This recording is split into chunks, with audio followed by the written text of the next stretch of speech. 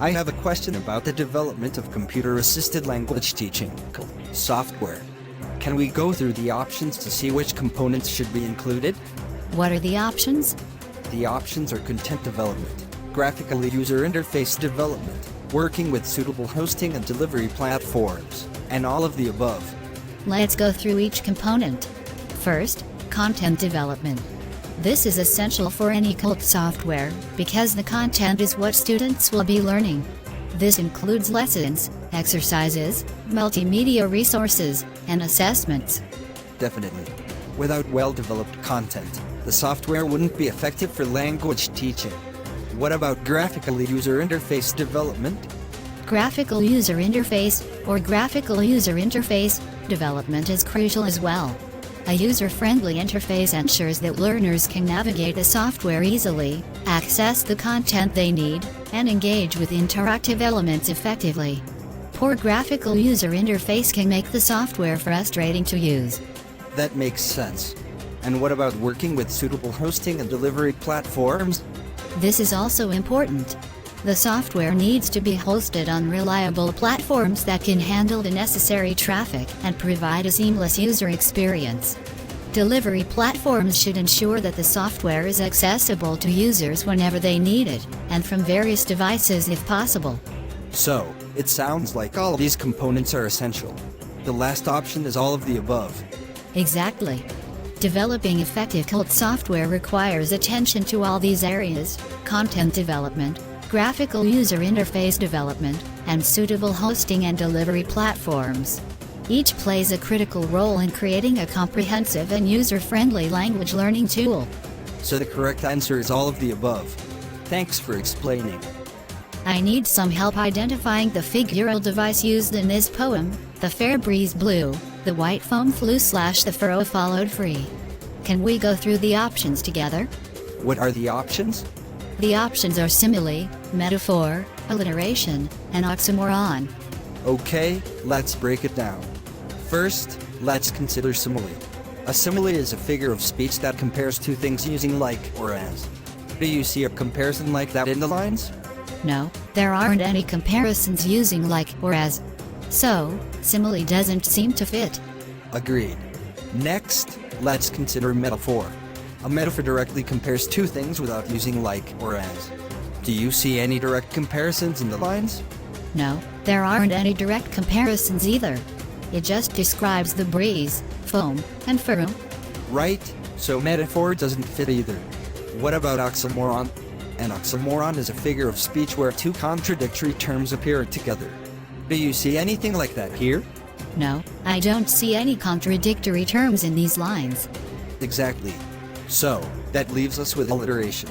Alliteration is the repetition of the same consonant sounds at the beginning of nearby words. Do you notice any repetition of consonant sounds? Yes. I see it now. Fair breeze blew, foam flew, and furrow followed free all have repeating initial consonant sounds. That's right. The repetition of the F and B sounds is a clear example of alliteration. The correct figural device used in the poem is alliteration. Thanks for helping me figure this out. I need some help with a question about the Indian Constitution. Do you know which article provides for instruction in the mother tongue at the primary stage? Yes, I can help with that. What are the options? The options are Article 350A, Article 350B, Article 351, and Article 349. Okay, let's go through them. Article 350 is specifically about instruction in the mother tongue at the primary stage. It states that it shall be the endeavor of every state and of every local authority to provide adequate facilities for instruction in the mother tongue at the primary stage of education to children belonging to linguistic minority groups. That sounds like the one we're looking for. What about Article 350B? Article 350B deals with the appointment of a special officer for linguistic minorities. This officer's role is to investigate matters related to safeguards for linguistic minorities under the Constitution, not specifically about instruction in the mother tongue. Got it. And Article 351? Article 351 is about the directive for the development of the Hindi language. It aims to promote the spread of Hindi as a medium of expression and communication among people in India, but it doesn't address mother tongue instruction at the primary stage. And finally, Article 349? Article 349 pertains to special procedure for the enactment of certain laws relating to language, and it doesn't deal with instruction in the mother tongue at the primary stage either. So, the correct answer is Article 350A. Thanks for helping me clarify that. Article 350A indeed ensures the provision for mother tongue instruction at the primary stage, which is important for preserving linguistic diversity and aiding early education. I need some help with the linguistics question. Do you know what the process of quantifying the extent to which languages have diverged from a common source is called? What are the options? The options are glottochronology, lexicostatistics, lexical quantification, and lexical generativity. Alright, let's go through each one. First, glottochronology. This is actually the correct term. Glottochronology is the method used to estimate the time of divergence between languages from a common ancestor by analyzing the rate of change in core vocabulary. So, glottochronology is about measuring how much languages have changed over time from a common source? Exactly. It uses statistical methods to compare cognates and estimate the time of language separation. What about lexicostatistics? Lexicostatistics is related to glottochronology, but it's more about comparing the lexical items in different languages to determine their degree of similarity or difference. It doesn't specifically measure the time of divergence. I see. And lexical quantification? Lexical quantification isn't a standard term in linguistics. It sounds like it might refer to measuring or counting lexical items, but it doesn't describe the process of determining how languages have diverged over time. And finally, lexical generativity? Lexical generativity would refer to the generation of new words or vocabulary within a language. It's not about measuring divergence from a common source. So the correct answer is definitely glottochronology. Thanks for explaining all that. Glottochronology is a fascinating area that combines historical linguistics and statistical analysis to understand language evolution. I need your help with a question about the first major descriptive study within the generative framework that used syntactic rules to derive words. There are a few options, and I'm not sure which one is correct. Let's go through each option together. What's the first one? The first option is Arley's. Was his study the one that used syntactic rules to derive words? Yes, that's correct. Arley's conducted the first major descriptive study within the generative framework using syntactic rules to derive words. His work in the 1960s laid the groundwork for understanding how syntactic structures can influence word formation. That's good to know. The next option is E. Selkirk. Did you do any major studies in this area? E. Selkirk has contributed significantly to the field of generative grammar, particularly in prosody and the syntax-phonology interface, but she wasn't the one who conducted the first major descriptive study using syntactic rules to derive words. Got it. What about A. Spencer? A. Spencer is known for his work in morphology, and he has written extensively on morphological theory. However, his contributions came later and didn't focus on the first major study using syntactic rules to derive words. Okay, so not A. Spencer. The last option is M. Aronoff. What about him? M. Aronoff is a prominent figure in the study of morphology and word formation. While his work is influential, it wasn't the first major study within the generative framework using syntactic rules to derive words. So, based on this discussion, the correct answer is Arley's.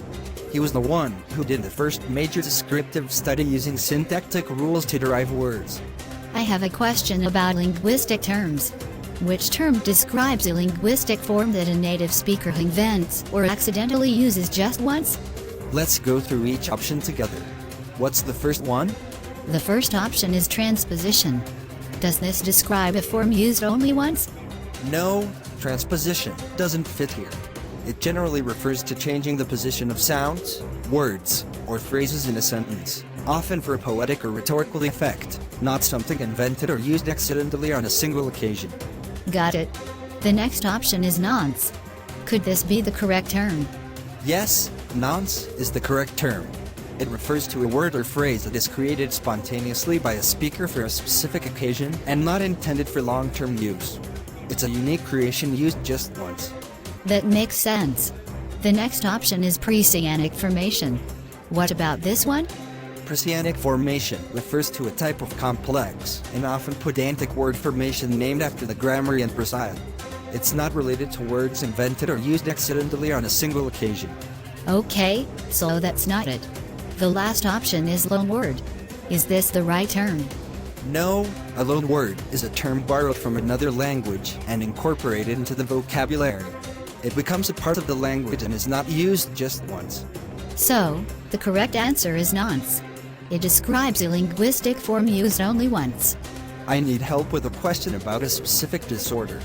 Which disorder causes shapes or sequences of letters or numbers to appear reversed or changed? Let's go through each option together. What's the first one? The first option is dyspraxia. Does this disorder cause letters or numbers to appear reversed? No, dyspraxia doesn't fit here. Dyspraxia is a motor disorder affecting coordination and movement, not related to the reversal or changing of letters or numbers. Got it.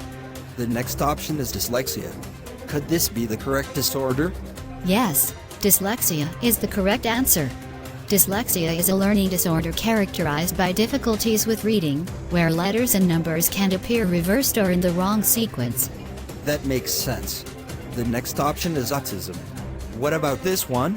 Autism is a developmental disorder affecting communication and behavior. It doesn't specifically cause letters or numbers to appear reversed or changed. Okay, so that's not it. The last option is aphasia.